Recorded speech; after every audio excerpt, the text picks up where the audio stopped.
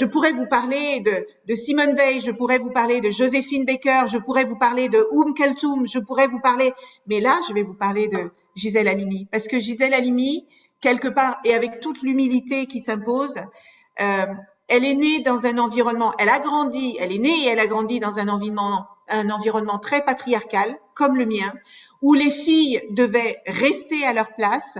Et vous savez quelle est la place qu'on réservait aux filles. Moi, ma mère m'a élevée pour que je sois une bonne épouse et une bonne mère. Elle m'a pas élevée pour que je devienne chef d'entreprise, pour que je travaille dans les plus grandes corporations, pour que je devienne un jour ministre. Pas parce qu'elle ne voulait pas, mais parce qu'elle ne savait pas que c'était possible.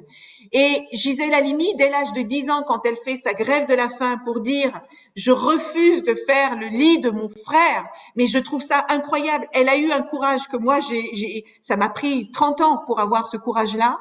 Elle s'est battue pour toutes les causes qui me tiennent à cœur, évidemment la cause des femmes, en disant que l'émancipation économique et professionnelle serait la clé de la libération des femmes.